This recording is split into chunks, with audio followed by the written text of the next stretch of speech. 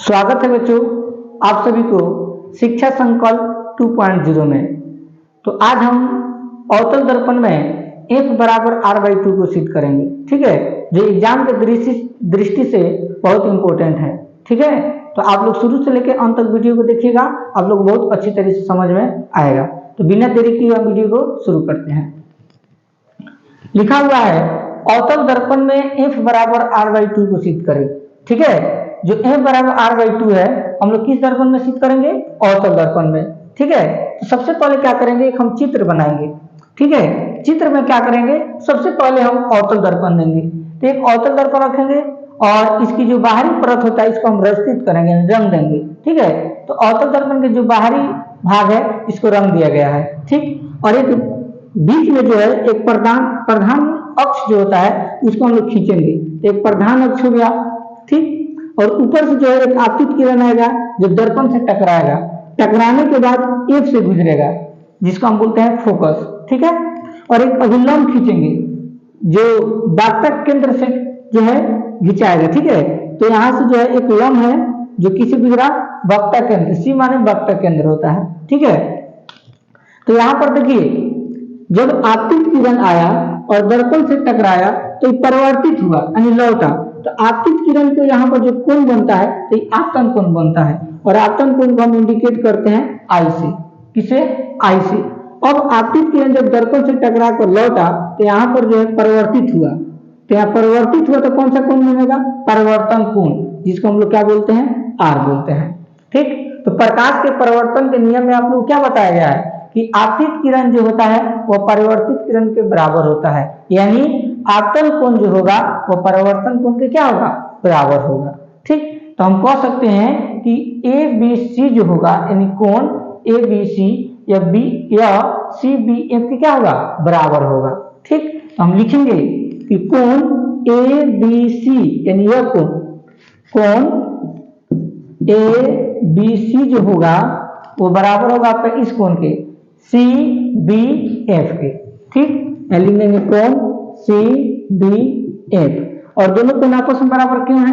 क्योंकि प्रकाश के परिवर्तन के नियम से। यहाँ पे डायरेक्ट लिख सकते हो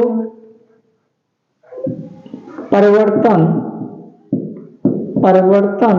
के नियम से, परिवर्तन के नियम से। ठीक है, और इसको समीकरण ए के नाम दे दीजिए। कोण ABC कोण CBF के बराबर हो गया, यानी यह कोण जो है इस कोण के बराबर हो गया। अब बताइए जब दो रेखा हो और इसका एक तिर्यक रेखा हो, ध्यान समझना, तो यह जो कोण होता है इस कोण के बराबर होता है। क्यों? क्योंकि हम इसको हम लोग क्या बोलते हैं? एकांतर कोण बोलते हैं। सेम टू सेम वही पर कंडीशन यहाँ पर देखिए, ये जो कोण I है ये इस कोण के क्या होगा? बराबर होगा। क्योंकि देखिए यहाँ पर एक रेखा है, यहाँ पर भी एक रेखा है, यहाँ पे तिर्यक रेखा है, तो इसका जो एकांतर कोण बनेगा यहाँ पर बनेगा। ठीक, तो I के एकांतर कौन है? ये I है, यानी यह कोण और यह कोण दोनों आपस में क्या होगा? बराबर होगा। तो हम कह सकते हैं कि कोण ABC जो होगा, कोण ABC जो होगा वो बराबर होगा इस कोण के। तो इस कोण का नाम क्या होगा? BCF। तो लिख देंगे कोण BCF। और दोनों कोण आपस में बराबर क्यों होगा? क्योंकि एकांतर कोण है, एकांतर कोण से, एकांतर कोण से। ठीक है, और इसको हम समीकरण 2 के नाम देंगे। ठीक है, यहाँ पे किसी कोई दिक्कत? अब क्या करेंगे, हम समीकरण 1 और समीकरण 2 को तुलना करेंगे। तो लिखेंगे समीकरण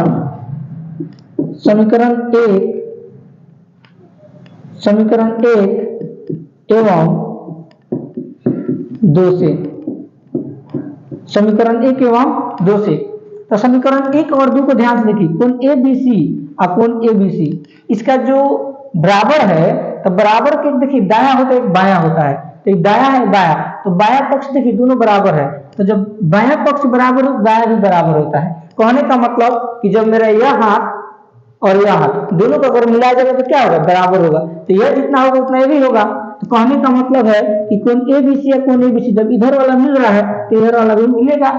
तो हम कह सकते हैं कि कोण CBF जो होगा वह कोण BCF के क्या होगा? बराबर होगा। क्यों? क्योंकि यहाँ पर देखिए कोण एबीसी और कोण एबीसी इधर वाला दोनों कोण मिल रहा है, इसलिए भी मिल जाएगा। तो हम कहेंगे कोण सीबीएफ जो होगा कोण बीसीएफ के बराबर होगा। अभी दो कोण आपस में बराबर हो गया। देखिए कोण को सीबीएफ कहाँ है, सीबीएफ यह कोण, और कोण बीसीएफ यह कोण। तो ध्यान से देखिएगा सीबीएफ एक त्रिभुज बन रहा है, और जिस त्रिभुज के दो कोण आपस में बराबर हो उसकी दोनों भुजाएं भी आपस में बराबर होती है, उसको समद्विबाहु त्रिभुज कहेंगे। तो यह जो त्रिभुज बना हमारा, देखिए बीसीएफ, यह समद्विबाहु त्रिभुज बना क्योंकि इसके कोण कितना है, दो, और दोनों कोण आपस में क्या है, बराबर है। तो जब दोनों कोण आपस में बराबर है तो इसके सामने वाला भुजा भी आपस में क्या होगा, बराबर होगा। तो हम कह सकते हैं कि कोण सीबीएफ यानी कोण सीबीएफ इसके सामने का भुजा यह है बीएफ, तो बीएफ जो होगा वो इस सामने का कोण की भुजा यानी सीएफ के क्या होगा, बराबर होगा। ठीक, क्यों होगा, तो कह दीजिएगा क्योंकि ये समद्विबाहु त्रिभुज है, और समद्विबाहु त्रिभुज के जब दो कोण आपस में बराबर हो तो उसकी दोनों भुजाएं भी आपस में बराबर होती है। ठीक है, तो हम कहेंगे कि बीएफ जो होगा उस सीएफ के बराबर होगा, और इसको हम समीकरण 3 का नाम देंगे। ठीक है, यहाँ तक किसी को दिक्कत? अब क्या करेंगे, देखिए ध्यान से, बी और पी को अगर यहाँ पर कोई बिंदु है और बिंदु से यहाँ पर कोई रेखा खींचा गया है और फिर यहाँ पर कोई रेखा खींचा गया है, ध्यान समझना। तो मान लीजिए ये P है और ये मान लीजिए B है और यहाँ पर मान लीजिए F है। ठीक, तो अगर ध्यान से देखा जाए तो दोनों आपस में बराबर होगा, क्योंकि जितना यह रेखा होगा उतनी रेखा यह होगा। तो हम कह सकते हैं कि जो BF होगा वह PF के क्या होगा, बराबर होगा। क्यों? क्योंकि जो B है वह P के बहुत निकट है। ठीक है, तो हम लिखेंगे कि माना कि बिंदु जो P है वह B के क्या है, निकट है। तो माना कि बिंदु B P के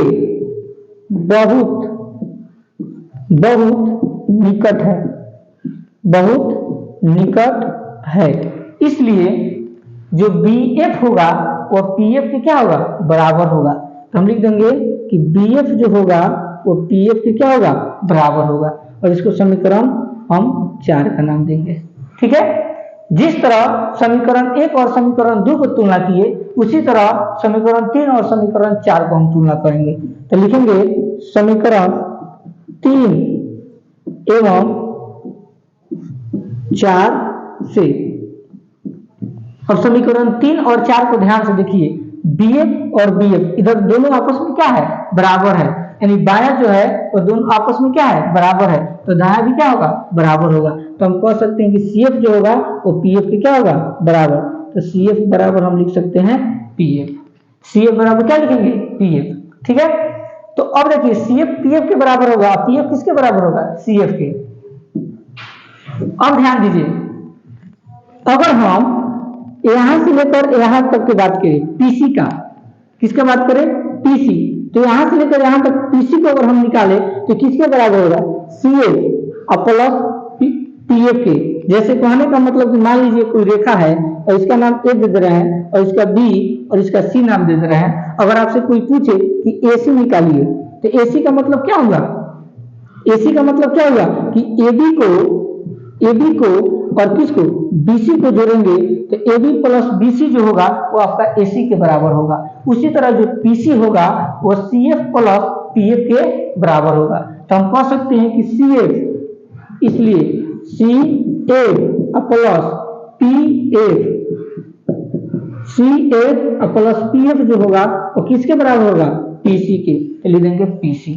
ठीक, यानी CF को जब PF को जोड़ेंगे तो यह रेखा और यह रेखा ये किसके रेखा के बराबर होगा, PC के रेखा के बराबर होगा। अब देखिए यहाँ पर CF जो है वो किसके बराबर है, PF के। तो CF के जगह हम क्या लिख सकते हैं, PF, तो लिख देंगे यहाँ PF प्लस PA बराबर PC। ठीक है, अब देखिए यहाँ PF है, यहाँ PF है, तो एगो PF और एगो PF, कौन PF होगा, 2 PF, तो लिख दीजिए 2 PA बराबर PC। ठीक है, अब देखो PC यहाँ से लेकर यहाँ तक जो होता है यह हमारा आर होता है। क्या होता है? आर यानी त्रिज्या होता है। और पी एफ जो होता है यहाँ से यहाँ तक फोकस होता है, एफ होता है। क्या होता है? एफ। ठीक, तो देखो दो है तो दो, पी एफ, देखिए पी एफ क्या है? फोकस है, यानी एफ है, तो एफ लिख दीजिए। पी सी, पी सी क्या है? आर है, तो यहाँ आर लिख दीजिए। अब देखो टू एफ गुना में है, उधर जाएगा तो कौन से बदलेगा? भाग में, तो इसलिए एफ बराबर आर, अब भाई क्या हो जाएगा? टू। यही हमको क्या करना था? सिद्ध करना था, प्रूव इट। तो इस तरह जो है सिद्ध हुआ। अगर आप लोगों को नहीं समझ में आया होगा तो इसको एक बार दो बार और देख लीजिए पुनः, ठीक है, क्योंकि एग्जाम की दृष्टि बहुत इंपॉर्टेंट है।